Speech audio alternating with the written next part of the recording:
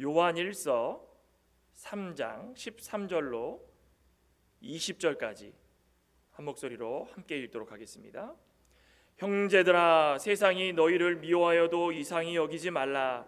우리는 형제를 사랑함으로 사망에서 옮겨 생명으로 들어간 줄을 알거니와 사랑하지 아니하는 자는 사망에 머물러 있느니라. 그 형제를 미워하는 자마다 살인하는 자니 살인하는 자마다 영생이 그 속에 거하지 아니하는 것을 너희가 아는 바라. 그가 우리를 위하여 목숨을 버리셨으니 우리가 이로써 사랑을 알고 우리도 형제들을 위하여 목숨을 버리는 것이 마땅하니라. 누가 이 세상의 재물을 가지고 형제의 궁핍함을 보고도 도와줄 마음을 닫으면 하나님의 사랑이 어찌 그 속에 거하겠느냐. 자녀들아, 우리가 말과 혀로만 사랑하지 말고 행함과 진실함으로 사랑하자. 이로써 우리가 진리에 속한 줄을 알고 또 우리 마음을 주 앞에서 굳세게 하리니 이는 우리 마음이 혹 우리를 책망할 일이 있어도 하나님은 우리 마음보다 크시고 모든 것을 아시기 때문이라. 아멘. 오늘 요한일서 3장 13절부터 20절을 함께 합독했습니다. 지금 10계명을 좀 계속해서 나누고 있는데 오늘은 6계명, 살인하지 말라입니다. 우리 같이 한번 제목을 따라해 볼까요? 살인하지 말라. 살인하지 말라. 사실 이 본문은 요한 사도가 이 사랑에 관련돼서 더 이 초점을 맞춰서 기록을 한 겁니다. 그렇지만 그 내용상 봤을 때 반대적인 상황에서 일어날 수 있는 일이 무엇인지를 보다가 이 사랑이 제대로 이루어지지 못하면 살인까지 범할 수 있겠구나. 이 살인이라는 것이 육체적 살인도 있겠지만 이 마음속으로 저지르는 살인도 살인일 수 있다라는 것입니다. 그 6계명에 초점을 맞춰서 이 본문을 좀 바라보면 조금은 더 이해가 되실 것입니다. 그 웨스트민스터 소위문답을 보시면 68문의 질문이 이 6계명 살인하지 말라라는 거에서 명하고 있는 것이 무엇입니까? 라고 질문을 던집니다. 그 답을 보면 모든 합법적 노력을 기울여 우리 자신의 생명과 타인의 생명을 보존하는 것입니다. 합법적 노력이라는 게 무엇일까요? 합법적 노력이라는 것은 생명의 주인이 하나님이신 것을 먼저 인정하고, 그렇죠? 생명의 주인이신 것을 인정하면 우리가 어떻게 만들어졌는가? 하나님의 형상대로 만들어졌다. 그럼 우리가 어떻게 살아가야 되는가?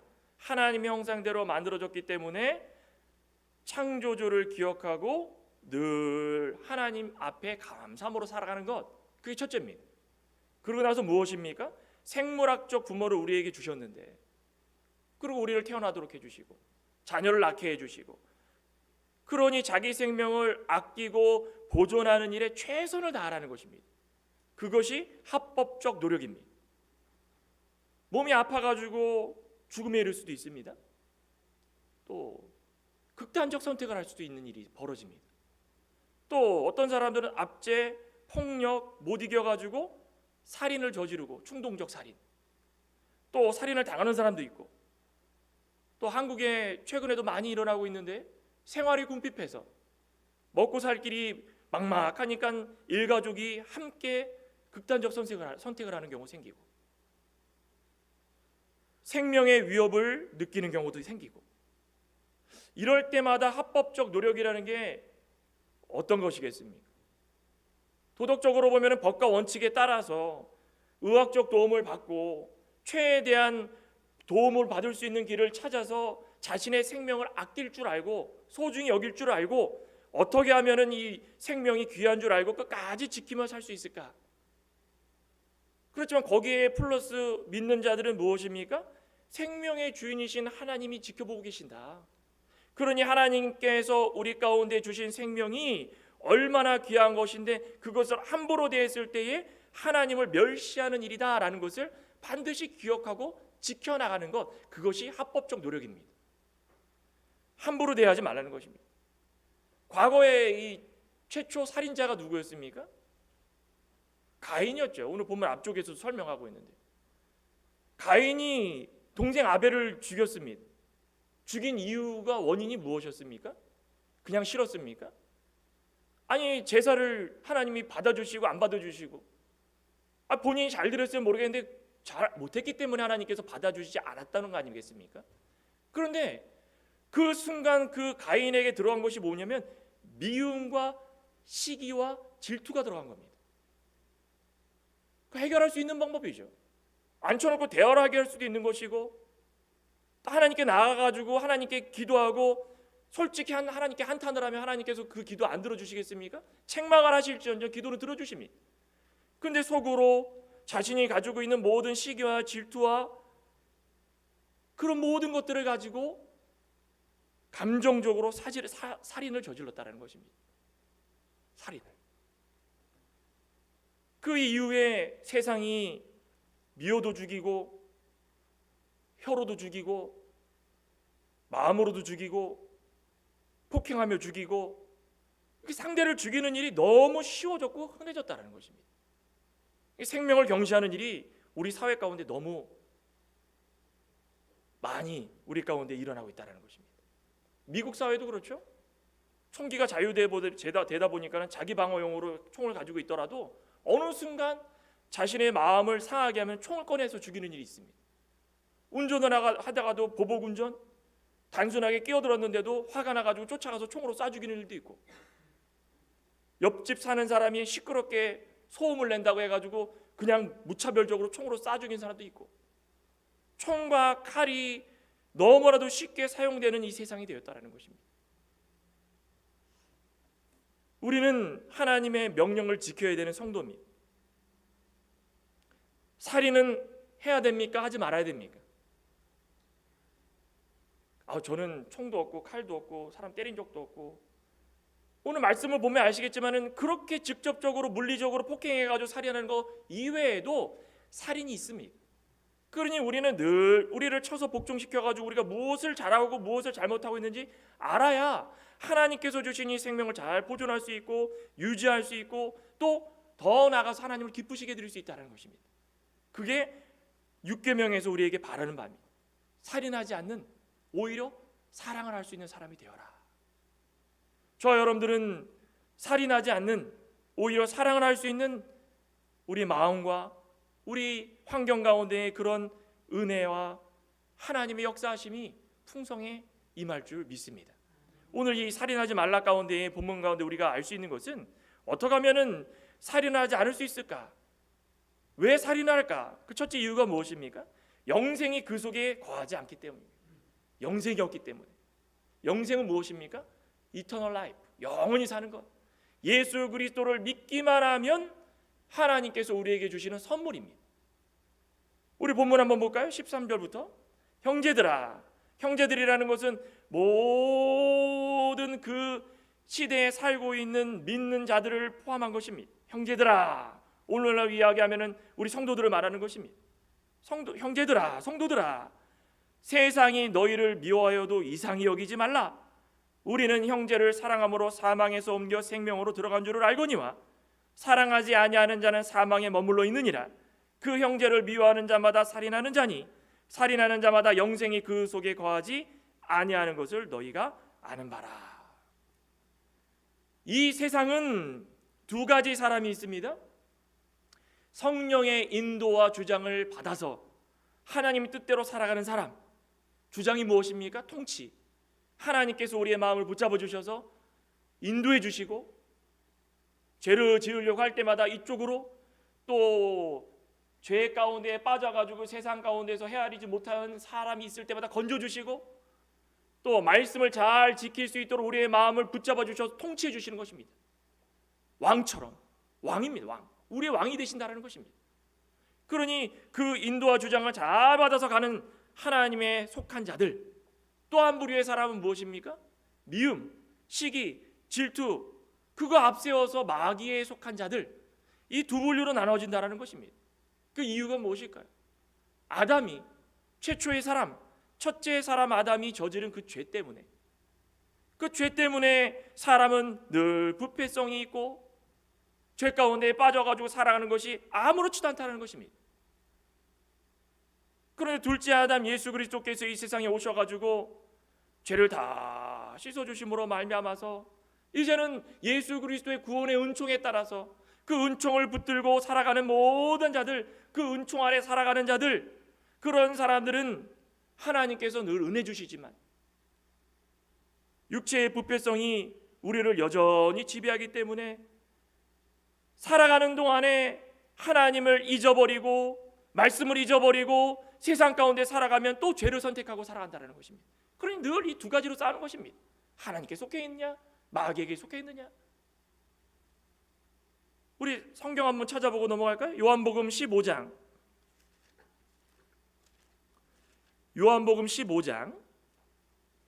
18절입니다.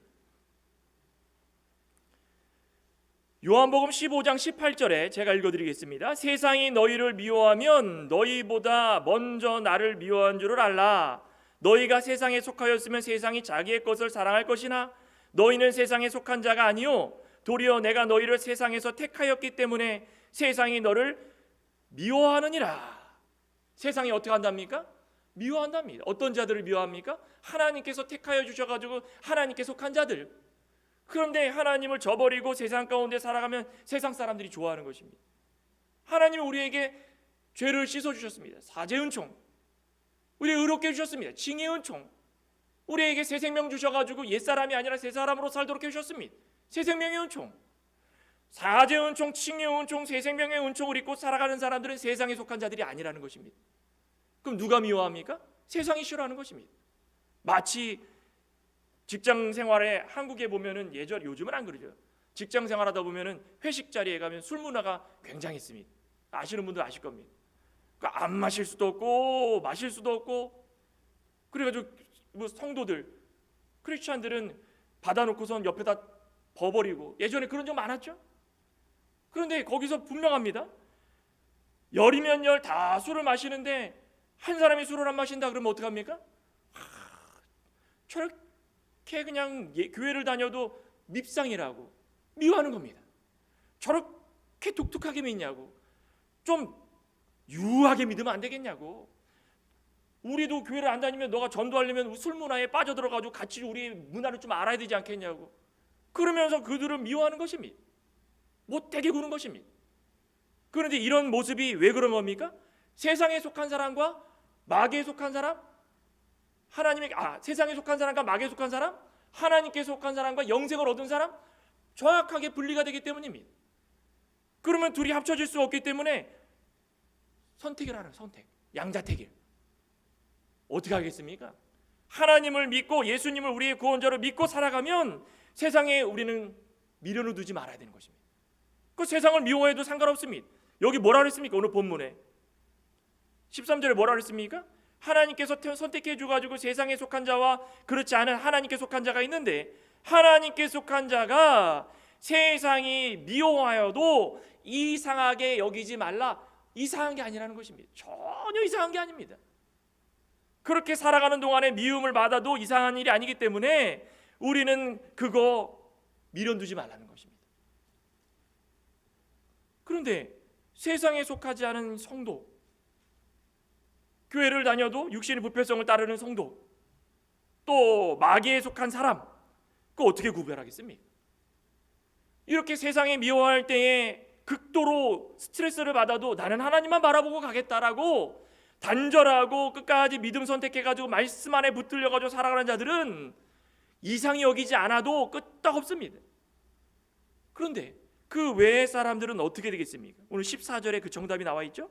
우리는 형제를 사랑함으로 사망에서 옮겨 생명으로 들어간 줄 알거니와 사랑하지 아니하는 자는 사망에 머물러 있느니라. 우리가 하나님께 속하여져 있고 영생을 얻었다고 자부하는 사람들, 믿는 사람들, 굳게 붙들림 받은 사람들, 세상이 나를 미워해도 이상하게 여기지 아니하고 형제를 사랑함으로 사망에서 옮겨서 생명으로 들어간 것을 믿고 알고 살아간다는 것입니다. 그런데 그 외의 사람들은 무엇입니까? 그거 알지도 못하고 사랑하지도 못하고 그래서 사망에 머물러 있다. 원인은 무엇입니까? 우리 다시 한번 생각해 보시기 바랍니다. 최초의 살인자 가인. 가인이 처음부터 아벨을 죽이고 싶었을까요? 형제인데, 친형제인데, 피를 나눈 형제인데 얼마나 평상시에 가깝게 지내고 대화도 많이 나누고 얼마나 좋아했겠습니까? 그런데 가인에게는 무엇이 없었습니까? 사랑이 없었습니다. 만약에라도 이 제사를 지난 것에 대해서 하나님께서 받아줬다 안 받아줬다 그거 가지고 시시비비를 따지려면은 얼마든지 따질 수 있지만 사랑이 있었다면은 다 품었어야 되는 거죠. 우리 고린도전서 14장 13장에 사도 바울이 사랑에 대해서 정의를 하죠.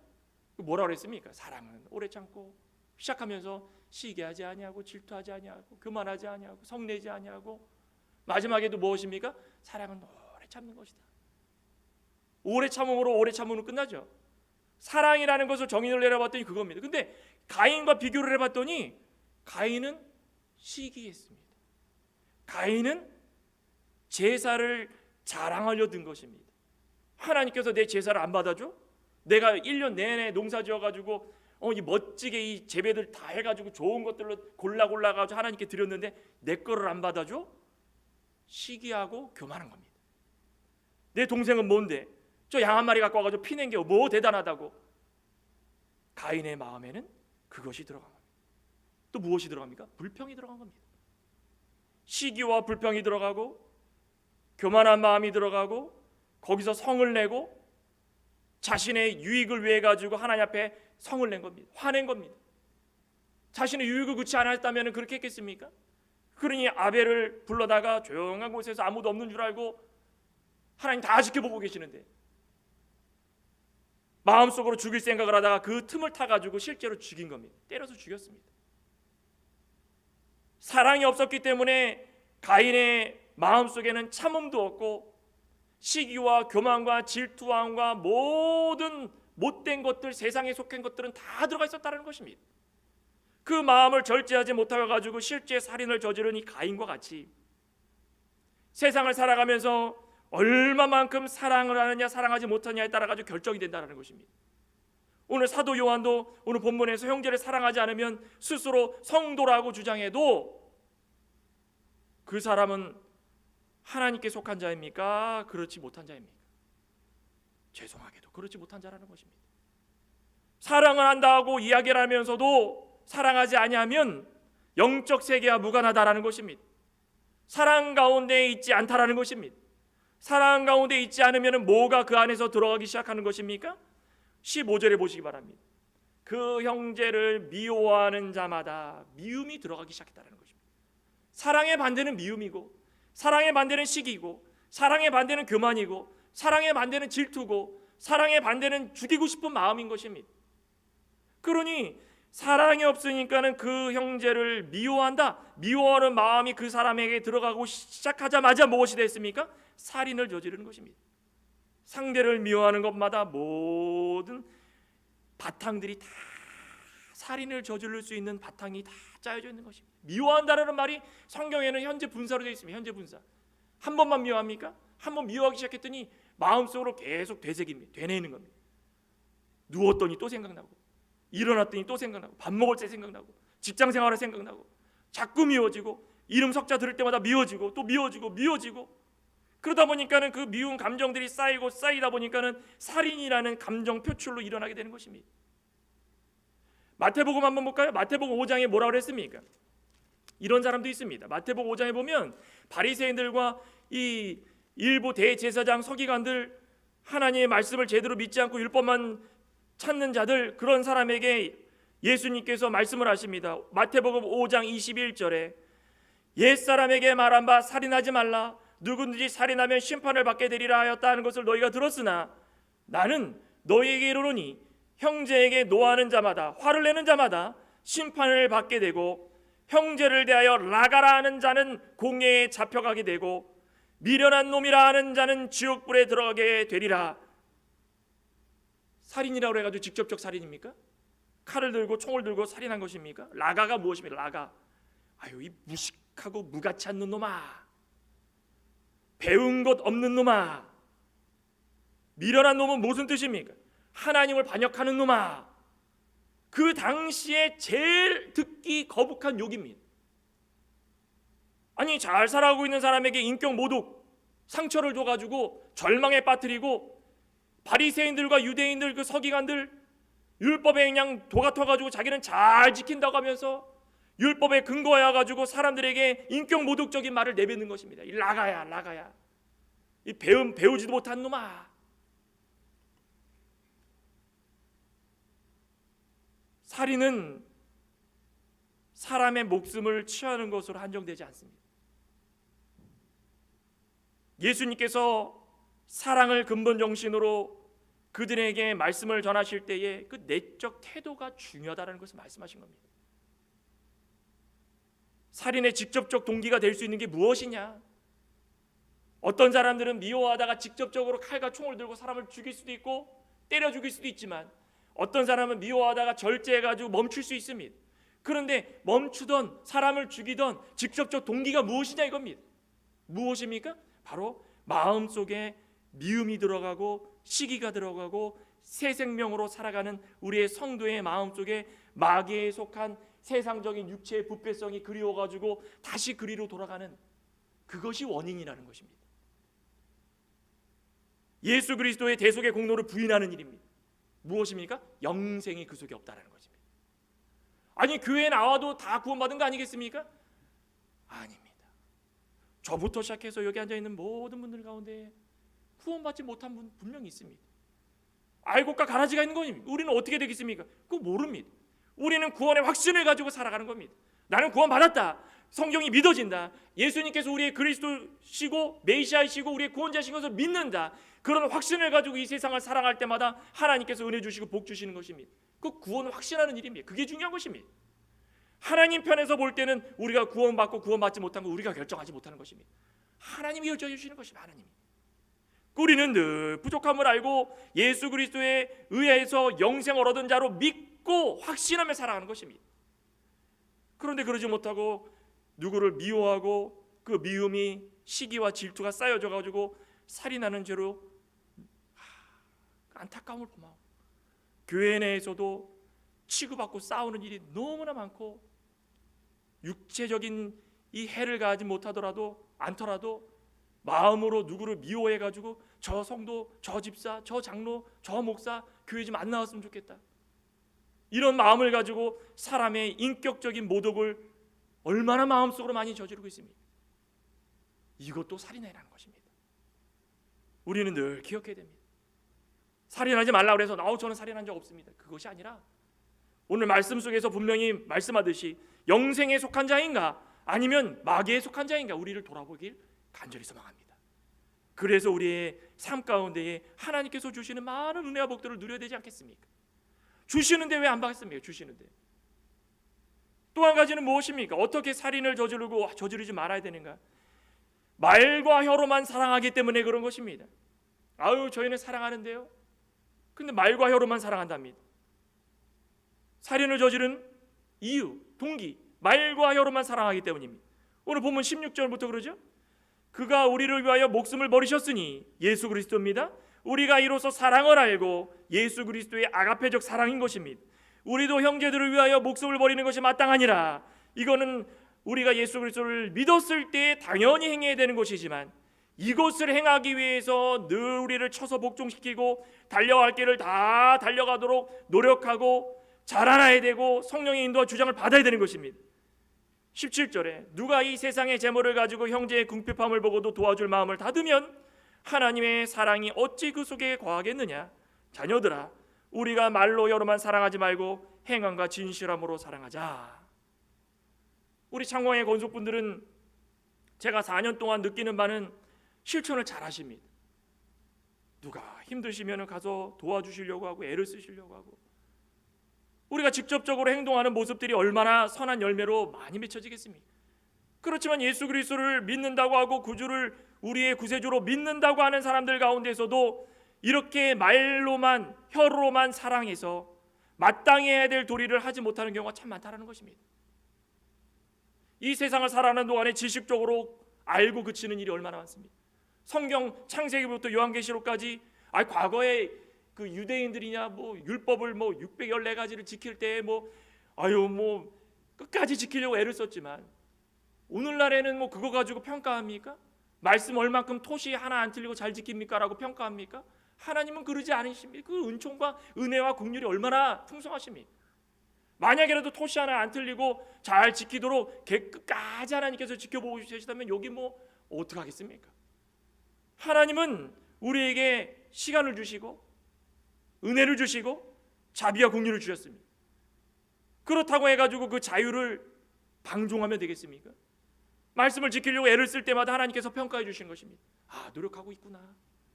이렇게 힘든 가운데 잘하고 있구나. 그러면 하나님께서 평가해 주실 때마다 그 삶이 바뀌는 것입니다. 그런데 우리는 말로만, 혀로만 세상적이고 형식적인 것에 불과하고, 그죠? 세상 사람들도 누구나 연민과 동정을 가지고 있습니다. 불쌍한 사람 보면 도와주고 싶습니다. 이번에도 어디 마트에 주차장에 갔더니 멀쩡하게 생긴 여자분인데 백인입니다. 계속 뭐 자녀가 병원을 가가지고 입원을 했는데 수술비가 없고 딱 보니까 돈 달라는 것 같아요. 계속 들어줬습니다. 그 뭐 소셜 워커한테 가가지고 도움을 받았는데 돈이 모자르고 막 그럽니다. 아, 그러시군요. 제 지갑을 봤는데 현금이 머리 깎으려고 20불을 넣어놨는데 이거 어떡합니까? 이거 줘야 되나 말아야 되나. 근데 속으로 야, 내가 이렇게 안 하면 언제 도와주겠냐. 그래서 현금을 빼서 줬습니다. 마음이 후련합니다. 뭐 머리 깎기나 했지만 머리야 뭐 못 깎겠습니까? 어떻게든 다 깎게 돼 있습니다. 그런데 그 당시에 도와주지 않고 내버려 뒀다면은 그 마음이 얼마나 그냥 계속 짓눌려 가지고 내가 도와줄 걸. 이 사람이 뭐 마약을 사 먹는지 술을 사 먹는지 뭐 담배를 사서 피는지 그거 어떻게 합니까? 하나님이 다 아시니까. 그냥 도와줄 땐 도와주고 그냥 모르는 척하고 그냥 아이들 잘 양육하십시오. 그러고서 차 타고 오면은 마음은 편한 겁니다. 그게 그나마 내가 순종할 수 있는 것이구나라고 생각하지 않겠습니까? 이게 뭐 교만이고 자랑이고 뭐 그렇겠습니까? 내가 평상시에 하지 못하는 일을 조금이라도 해야 되겠다. 세상 사람들도 얼마나 동정하고 얼마나 연민이 있고 얼마나 도와주기 많고 세상 사람들 가운데 마음 좋은 사람 얼마나 많습니까? 그때 우리는 늘 예수님을 생각해야 되는 것입니다. 마실 물이라도 한 잔 건네면서 내가 육체적으로 해줄 수 있는 건 없더라도 이것만이라도 받아주십시오. 그런 자에게 결코 상을 잃지 않게 해주신다. 예수님께서 우리에게 원하시는 건 무엇입니까? 상대가 무엇이든 간에 상대가 힘들어할 때, 지쳐서 포기하고 싶을 때에, 아플 때에 손 한번 내밀어주고 위로해주고 평안을 줄 수 있는 거면 그게 실천적 사랑인 것입니다. 꼭 누가 돈을 줘야 됩니까? 가가지고 힘드시죠? 우리가 마음으로 그냥 억눌러가지고 나도 먹기 살기 힘든데 나도 살기 힘든데 어떻게 해서든 내가 그냥 먹고 살아야 되는데 와가지고 나를 왜 이렇게 힘들게 하냐고 그냥 도와줄 돈 없다고. 하나님께서 보고 계실 때 외면하는가 그러지 않는가. 우리는 점점 이 세대가 마음이 강팍해져서 상대를 볼 때마다 평가합니다. 우리는 늘 세상이 미워해도 할 수 없는 존재들입니다. 세상과 다른 존재입니다. 세상과 다르기 때문에 속으로 사랑이 늘 품어져 나와야 되고 그 사랑이 사라지지 않도록 상대방에게 상처 주지 않도록 상대방을 위로해 줄 수 있도록 말 한마디 행동 하나라도 그것이 도움이 될 수 있다면 얼마나 좋겠습니까? 오늘 17절에 분명히 말씀을 하죠. 누가 이 세상의 재물을 가지고 형제의 궁핍함을 보고도 도와줄 마음을 닫으면 하나님의 사랑이 어찌 그 속에 거하겠느냐. 도울 힘이 있습니다. 능력이 있습니다. 그런데도 불구하고 어려운 형제를 보면서 말로만 내가 도와줘야 되는데 입으로만 사랑하고 실제적인 행동하지 않으면 형제를 외면하는 일이고 오히려 상대방에게 아픔을 주는 일입니다. 우리 야고보서 2장에 그러죠. 야고보 사도가 2장에 보면은 14절에 분명하게 말씀을 합니다. 행함이 없는 믿음은 어떤 것인가? 야고보 2장 14절에 내 형제들아 만일 사람이 믿음이 있노라 하고 행함이 없으면 무슨 유익이 있으리요? 믿음이 능히 자기를 구원하겠느냐? 행함도 없으면서 믿음이 있다고 하면은 그게 무슨 믿음이겠습니까? 믿음이 있으면 자동적으로 행함이 따라와야 된다는 것입니다. 믿음과 행함은 하나입니다. 하나. 믿음 따로 행함 따로가 아니라는 것입니다. 만일 형제나 자매가 헐벗고 일용할 양식이 없는데 너희 중에 누구든지 그에게 이르되 평안히 가라, 덥게 하라, 배부르게 하라, 나는 평안하고 입을 거 잘 입고 등 따시고 배불러 가지고 평안히 있는데 헐벗고 일용할 양식이 없는 자에게 말로만 평안히 가십시오, 덥게 하십시오, 배부르게 하십시오, 그 몸에 쓸 것을 주지 아니하고 이렇게 말하면 무슨 유익이 있냐 이겁니다. 이와 같이 행함이 없는 믿음은 뭐라고 그럽니까? 그 자체가 죽은 것이다. 이것도 살인입니다. 누구를 죽이는 일입니까? 나를 죽이는 일입니다. 행함이 없는 믿음은 나를 죽이는 일이기 때문에 나를 살인하는 일입니다. 살인은 직접적인 살인이 아니라 이 모든 것들이 다 살인이에요. 살인. 오늘날 살아가면서 이런 모습들이 얼마나 많은 모습겠습니까? 오늘 살아가면서 말과 혀로만 살아가서 상대방을 죽이는 일들이 얼마나 많습니까? 무서운 일 많죠? 요즘에는 인터넷 세상, AI 세상, 인터넷 가상 공간에서 얼굴을 볼 수 없다는 그 하나의 장점을 이용해 가지고 그거 악용해서 각종 인격 모독적인 글을 다 올리고 아니면 말고 식으로 다 해버리고 상대방이 그거 인해 가지고 스트레스 받아 가지고 극단적 선택을 하는데도 나 몰라라 하고 전화, 스마트폰 얼굴 안 보인다고 말로 자기가 하고 싶은 거 마음속에 있던 거 그냥 다 쏟아붓고 제가 죄송합니다. 한국은 좀 그런 게 좀 많이 미국도 그런가요? 한국은 공공기관에 보면은 이 공무원들하고 싸우는 일이 많아요. 빨리 일을 해결 안 해주면 또 병원, 경찰서 막 전화해가지고 오히려 막 큰 소리치고 욕하고 할 말 못할 말 다 해버리고 그러면은 받는 사람은 정신적인 스트레스가 어마어마한 겁니다. 그런 사람들이 스트레스가 쌓이고 쌓이다 보면은 자기는 속이 시원해도 악의적인 말로써 그들을 다 욕을 먹이고 다 하면은 그들은 나중에 그 스트레스가 어떻게 됩니까? 상처가 되고 그 상처가 쌓이면은 극단적 선택을 할 수밖에 없다는 것입니다. 얼마나 이런 많은 말들이 일어나겠습니까? 우리 야고보 3장 5절에 분명히 이야기를 하죠. 말씀을 합니다. 야고보 3장 5절에 보면 이와 같이 혀도 작은 지체로 돼 큰 것을 자랑하는도다. 보라 얼마나 작은 불이 얼마나 많은 나무를 태우는가. 혀는 곧 불이요 불의의 세계라. 혀는 우리 지체 중에서 온몸을 더럽히고 삶의 수레바퀴를 불사르나니 그 사르는 것이 지옥불에서 나느니라. 말 한마디 행동 하나 얼굴 안 보인다고 마음대로 떠들어댔더니 사람이 죽었습니다. 그럼 어떡합니까? 내가 무슨 상관이냐. 오늘날에 그렇게 살아갈 수밖에 없다는 거예요. 성냥개비 하나가 온 건물을 태우듯이 내가 작은 마음, 미워하는 마음, 시기하는 마음을 가지고 있었는데 그 마음이 타가지고 살인을 저지르는 그런 악연까지 이룰 수밖에 없다는 것입니다. 우리는 이 작은 혀도 잘못 사용하면 상대의 생명을 빼앗는 결과를 갖는다는 것을 기억해야 됩니다. 저와 여러분들은 말과 혀로 잘못을 저지르신 적은 없으십니까? 생명을 빼앗는 일이 이 말과 혀로 인하여서 나타날 수 있다는 것을 생각해 보셨습니까? 우리는 믿는 자라고 하면 하나님께 속한 자이기 때문에 우리 형제들을 보면서 물질은 못하더라도 마음으로도 손을 내밀어 줄 수 있는 하나님께서 원하시고 기뻐하시는 참된 형제요 참된 자매로 살아가야 되는 것이 우리의 삶이 아니겠습니까? 형제의 궁핍함을 보고도 도와줄 마음을